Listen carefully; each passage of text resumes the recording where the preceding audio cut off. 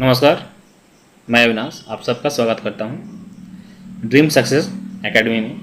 दोस्तों, आज हम ज्ञान बिंदु जीएस एकेडमी के फुल लेंथ प्रैक्टिस सेट को कवर करेंगे। साथ ही साथ हम प्रश्नों को एक्सप्लेन भी करेंगे। वर्तमान में बिहार पुलिस, बिहार दरोगा, बिहार शिक्षक भर्ती तथा इसके साथ ही साथ सभी राज्यों के प्रतियोगी परीक्षाएँ जो कि होने वाली है, उस सब के लिए ये जो सेट है काफ़ी महत्वपूर्ण और उपयोगी होगा।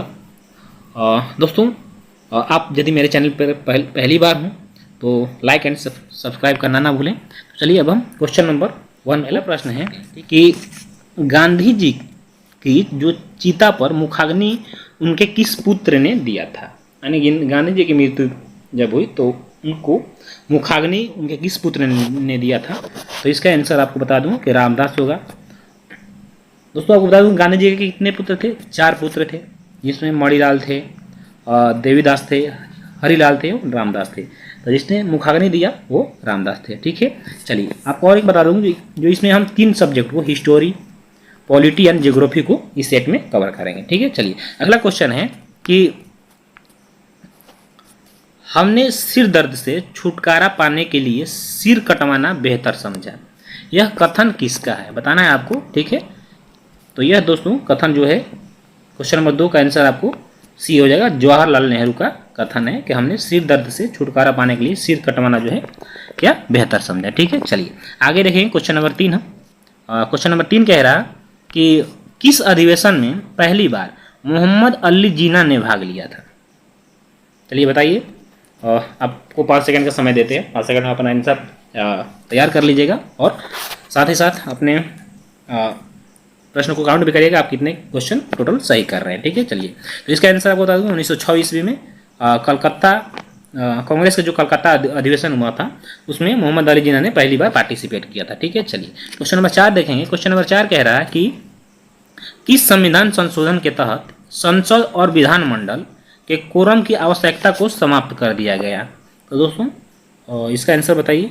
इसका आंसर होगा आपका 4 का ऑप्शन नंबर डी, 42वां संविधान संशोधन। कब होता है? यह 1976 ईस्वी में होता है और इसके तहत जो है कोरम की आवश्यकता को समाप्त कर दिया गया था।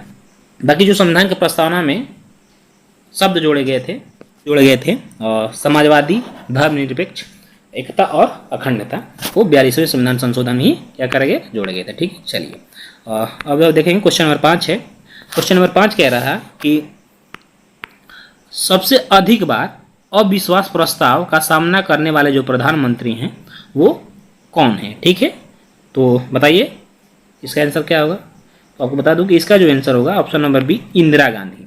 सबसे अधिक बार जो अविश्वास प्रस्ताव की सामना की वो इंदिरा गांधी थी।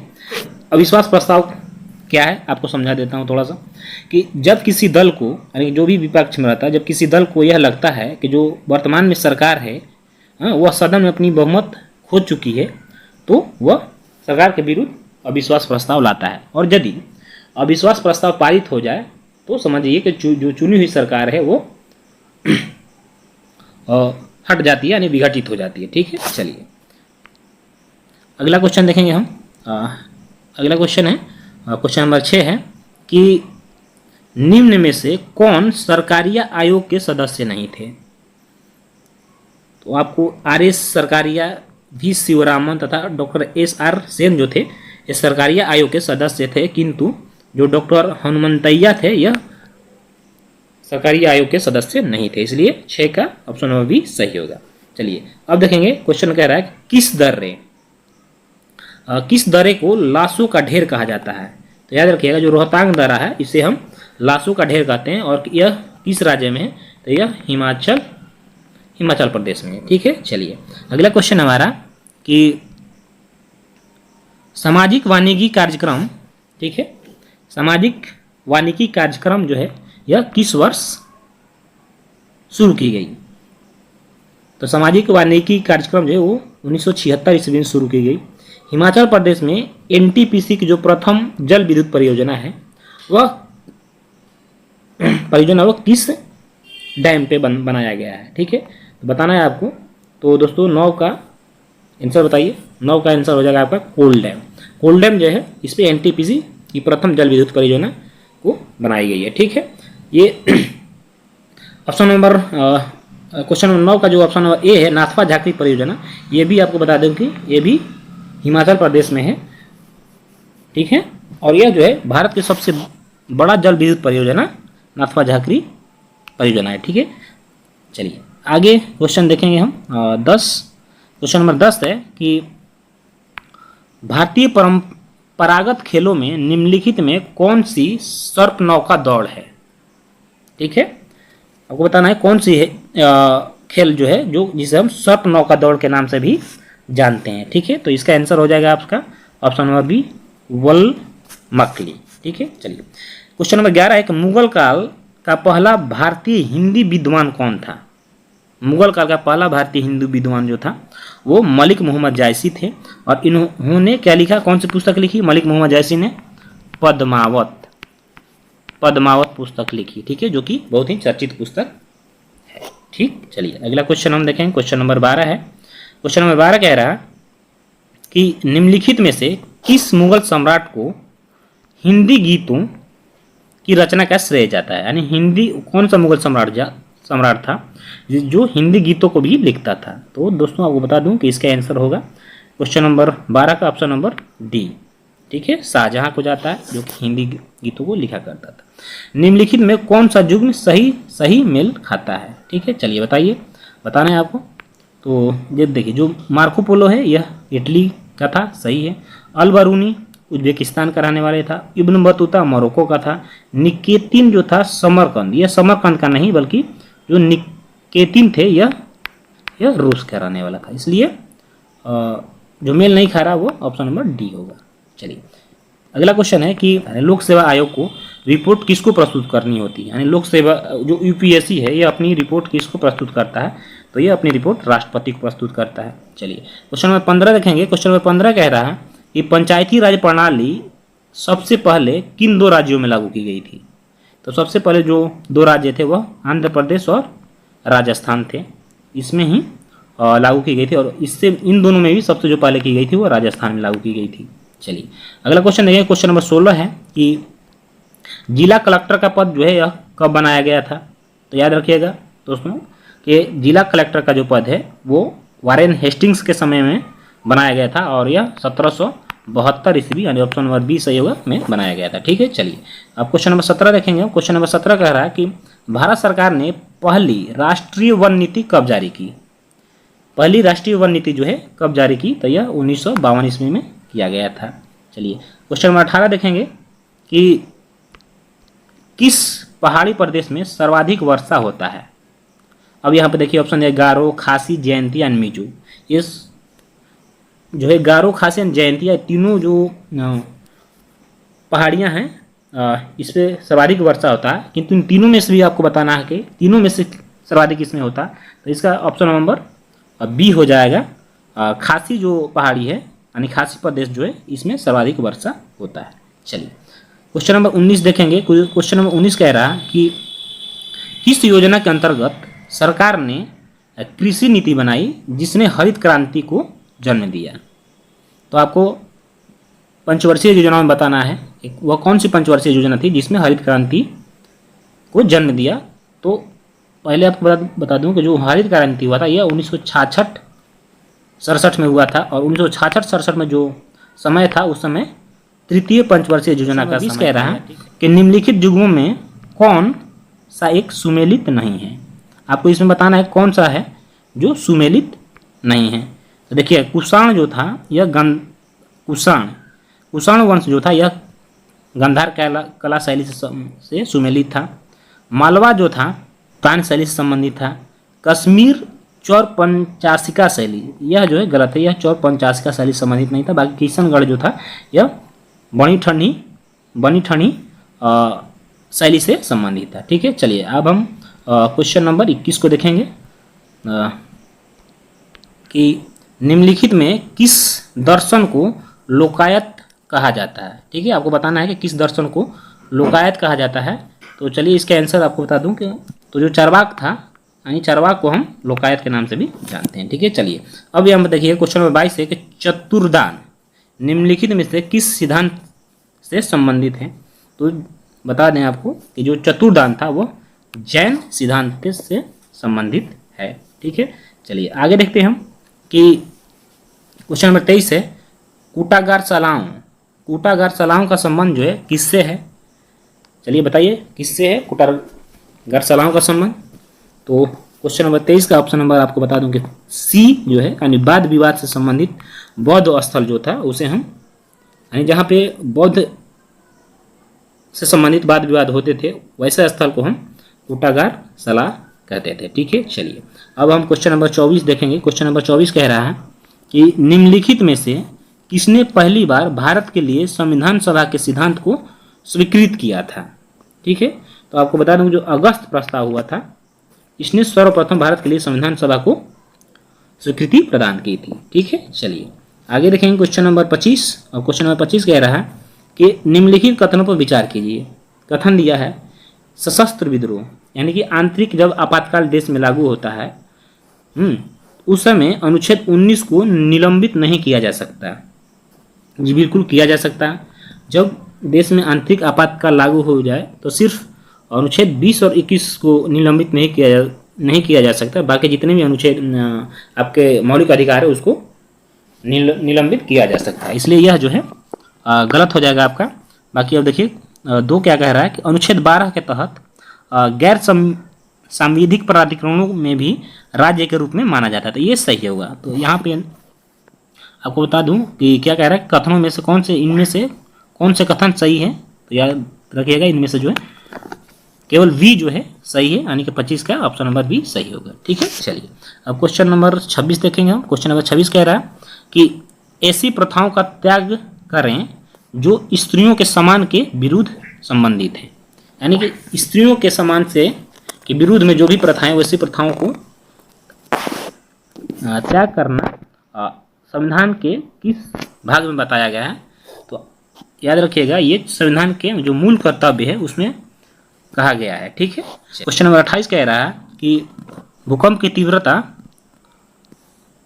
की मापन करता है। ठीक है, तो जो ये रिएक्टर स्केल है, रिएक्टर स्केल में भूकंप की तीव्रता को मापा जाता है। चलिए अगला क्वेश्चन है कि निम्नलिखित पर विचार कीजिए। दिया हुआ है विसुवियस, देवबंद, माउंट पोपा और स्ट्राम्बोली। ठीक है, अब इसमें बताना है आपको कि इनमें कौन है जो शांत ज्वालामुखी है। इनमें कौन है जो शांत ज्वालामुखी? सुवियस, देवबंद, स्ट्राम्बोली और माउंट पोपा। तो इसमें से दो देवबंद है और माउंट पोपा जो है यह शांत ज्वालामुखी है। ठीक है, चलिए अब क्वेश्चन नंबर 30 को देखेंगे हम। क्वेश्चन नंबर 30 कह रहा है कि धौलावीरा को यूनेस्को द्वारा विश्व पुरातत्व स्थल कब घोषित किया गया था? ठीक है, तो आपको बता दूं इसका आंसर होगा 2021 में, ऑप्शन नंबर डी। यानी 2021 में जो यूनेस्को ने धौलावीरा को विश्व पुरातत्व स्थल घोषित किया। और धौलावीरा जो है यह भारत के किस राज्य में? याद रखिएगा धौलावीरा भारत के गुजरात राज्य में स्थित है। ठीक है, चलिए क्वेश्चन नंबर 31 देखेंगे कि राजगृही का राजकीय चिकित्सक यानी राजगृह का राजकीय चिकित्सक जीवक को किसे गणिका के पुत्र के रूप में जाना जाता है? तो याद रखिए जीवक जो था यह क्या था? यह बिंबिसार का राजवैद्य था और बिंबिसार जो था यह हर्यक वंश का शासक था। ठीक, तो जो यह किसका पुत्र था? तो याद रखिए यह सलावती का पुत्र था। ठीक है, चलिए अगला क्वेश्चन देखेंगे। क्वेश्चन नंबर 32 है कि इतिहासकार अबुल फजल का कत्ल किसने किया था? याद रखिए जो वीर सिंह बुंदेला था उसने इतिहासकार अबुल फजल का कत्ल किया। सुभाष चंद्र बोस के पूर्व आईएनए का जो कमांडर एंड चीफ था वो कौन थे? तो याद रखिएगा अब इसके यानी सुभाष चंद्र बोस से पहले जो आईएनए के कमांडर ऑफ चीफ थे वो कैप्टन मोहन सिंह थे। ठीक है, चलिए क्वेश्चन नंबर अब 34 देखेंगे। क्वेश्चन नंबर 34 कह रहा है कि भारत प्रमुखता एक क्या है? उष्णकटिबंधीय देश है। यह उष्णकटिबंधीय देश कहलाता है, इसके क्या कारण है? तो बताना है आपको इसके कारण क्या है। तो चलिए बताता हूँ मैं। क्वेश्चन नंबर 14 का ऑप्शन नंबर ए यानी कि जो अक्षांशीय विस्तार है इस कारण हम भारत को एक उष्णकटिबंधीय देश कहते हैं। ठीक है, चलिए क्वेश्चन नंबर 35 है कि सबसे बढ़िया कोककारी कोयला का प्राप्त किया जाता है। यानी सबसे बढ़िया कोककारी कुकिंग कोल जो है वो किस जगह से प्राप्त किया जाता है, तो इसका आंसर हो जाएगा झरिया। झरिया सबसे बढ़िया कोयला प्राप्त किया जाता है। ठीक है, चलिए क्वेश्चन नंबर 36 देखेंगे। क्वेश्चन नंबर 36 कह रहा कि विश्व का सबसे व्यस्त समुद्री जो रास्ता है, ठीक है, जो सबसे व्यस्तम समुद्री रास्ता है वो कौन सा है? ऑप्शन देख लीजिए, हिंद महासागर, उत्तरी अटलांटिक महासागर, दक्षिणी अटलांटिक महासागर और प्रशांत महासागर। तो 36 का आंसर आपको बता दूं, दक्षिणी जो अटलांटिक महासागर यह सबसे व्यस्तम रास्ता है। ठीक है, चलिए क्वेश्चन नंबर 37 कह रहा है कि इंडियन ग्रीन संबंधित है किससे? यानी इंडियन ग्रीन जो टीम है यह चैलेंजर ट्रॉफी से संबंधित है। क्वेश्चन नंबर 38 कह रहा है कि लाल बहादुर शास्त्री क्रिकेट स्टेडियम किस जगह पे स्थित है? तो लाल बहादुर शास्त्री क्रिकेट स्टेडियम जो है हैदराबाद में स्थित है। ठीक है, चलिए अब हम देखेंगे प्रोलॉग भाषा विकसित की गई थी कब? बताइएगा, प्रोलॉग भाषा को कब विकसित किया गया था? तो इसको 1972 ईस्वी में विकसित किया गया था। ठीक है, चलिए अगला क्वेश्चन है कि अमेरिका में फिलाडेल्फिया इंक्वायरर क्या है? अरे अमेरिका में फिलाडेल्फिया इंक्वायरर क्या है? तो यह एक जो है दैनिक समाचार पत्र है। चलिए क्वेश्चन नंबर 41 है कि द्वितीय अफगान साम्राज्य की स्थापना भारत में किसने किया था? तो द्वितीय अफगान साम्राज्य की जो स्थापना है वो शेरशाह सूरी ने किया था। ठीक है, चलिए आगे देखेंगे। अगला क्वेश्चन है, आपको मिलान करना है यहाँ पे। ठीक है, कलकत्ता अनुशीलन समिति के संयोजक जो थे पी मित्रा थे, सही है। रामोसी कृषक दल के जो संयोजक थे यानी संस्थापक थे वो वासुदेव बलवंत फड़के थे, ये भी सही है। अभिनव भारत के जो संस्थापक थे वो विनय दामोदर सावरकर वी डी सावरकर थे। ये तीनों क्या है? तीनों सुमेलित है। ठीक है, तो देखते हैं आगे क्या क्वेश्चन कह रहा है। बताना है आपको निम्नलिखित युग्म में कौन सुमेलित है?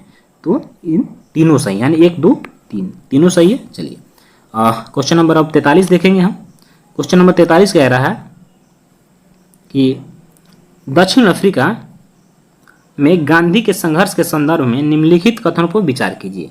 पहला है कि 1899 के एंग्लो बोअर युद्ध, यानी दक्षिण अफ्रीका में एक युद्ध होता है 1899 ईस्वी में जिसे एंग्लो बोअर युद्ध के नाम से जानते हैं। गांधी ने सरकार का समर्थन किया, जी बिल्कुल किया था। सत्याग्रहियों के परिवार को आश्रय देने और सरकार के खिलाफ संघर्ष को जारी रखने के लिए गांधी ने साउथ अफ्रीका में फिनिक्स और टॉल्स्टॉय फार्म का गठन किया, ये भी सही है। इसलिए आपको बता दूं कि इसमें 1 और 2 दोनों सही हैं। आपको सही बताना है, तो 1 और 2 दोनों सही है। ठीक है, चलिए अब क्वेश्चन नंबर 44 देखेंगे हम। क्वेश्चन नंबर 44 कह रहा है कि क्वेश्चन नंबर 44 कह रहा है कि अंग्रेजी राज का कच्चा चिट्ठा संबंधित था। तो यह जो है गदर आंदोलन से संबंधित था और गदर आंदोलन जो सन 1913 ईस्वी में सैन फ्रांसिस्को से स्टार्ट होता है। ठीक है, चलिए अगला क्वेश्चन है, क्वेश्चन नंबर 45 है कि सूची 1 को सूची 2 के साथ सुमेलित कीजिए, जिसमें कि आपको मुख्य नदी दिया और सहायक नदी दिया है। तो आपको बताना है कि कौन सी सहायक नदी किसकी है। तो काबिनी देखिएगा यहाँ पर, जो काबिनी है यह गोदावरी की सहायक नदी है। मूसी नदी जो है कृष्णा की सहायक नदी है। केनीला जो है यह ब्रह्मपुत्र की सहायक नदी है और प्राणहिता जो है यह गोदावरी की सहायक नदी है। तो इस तरह से आपको बता दूं कि इसका जो सही आंसर होगा वो बी होगा। ठीक है, चलिए आगे क्वेश्चन देखते हैं हम। क्वेश्चन नंबर 46 है कि सूची 1 को सूची 2 से सम्मिलित करिए। फिर से इसमें आपको झील दिया है और राज्य दिया है कि नागार्जुन सागर जो झील है यह किस राज्य में है। तो नागार्जुन सागर जो झील है यह आंध्र प्रदेश और तेलंगाना के सीमा पे है। पहले आंध्र प्रदेश पहले आंध्र प्रदेश में था, किंतु जब आंध्र प्रदेश तेलंगाना अलग हुआ तब यह आंध्र प्रदेश और तेलंगाना के बॉर्डर पे है। ठीक है, पुलिकट झील जो है यह आंध्र प्रदेश और तमिलनाडु के सीमा पे है। स्टेनले झील जो है यह तमिलनाडु में है और भवानी सागर झील जो है यह केरल में है। इस तरह से आपको मिला लीजिए, ए का 3 बी का 1, यानी कि ऑप्शन नंबर बी जो है ये सही होगा। ठीक है, चलिए अब क्वेश्चन नंबर 47 देखेंगे। क्वेश्चन नंबर 47 कह रहा है कि चित्रकूट जलप्रपात जो कि भारत में नियाग्रा जलप्रपात के नाम से भी इसे हम जानते हैं, तो आपको बताना कि चित्रकूट जलप्रपात जो है किस नदी पे है। तो दोस्तों इसका आंसर जो है ऑप्शन नंबर सी होगा, यानी इंद्रावती नदी पे चित्रकूट जलप्रपात है। और यह किस राज्य में है, तो यह याद रखिएगा, यह छत्तीसगढ़ में है।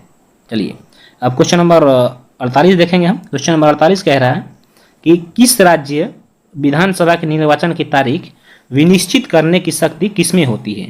यानी किसी भी राज्य विधानसभा के निर्वाचन की जो तारीख है वो कौन निश्चित करता है, तो भारत का निर्वाचन आयोग करता है। ठीक है, चलिए अगला क्वेश्चन है कि वित्त आयोग के संदर्भ में निम्नलिखित कथनों पर विचार कीजिए। पहला कथन है कि वित्त आयोग के सदस्य पुनर्नियुक्ति के लिए अर्हक होते हैं, यानी पुनर्नियुक्ति के लिए योग्य होते हैं। जी, तो वित्त आयोग के जो सदस्य हैं उनको हम पुनर्नियुक्ति पे रख सकते हैं। वित्त आयोग की सिफारिशें सरकार पर बाध्य होती हैं। जी नहीं, जो वित्त आयोग की सिफारिशें वो सरकार पर बाध्य नहीं होती है, बल्कि वित्त आयोग जो है सरकार को सिर्फ सलाह दे सकता है, बाकी मानना न मानना सरकार पर डिपेंड करता है।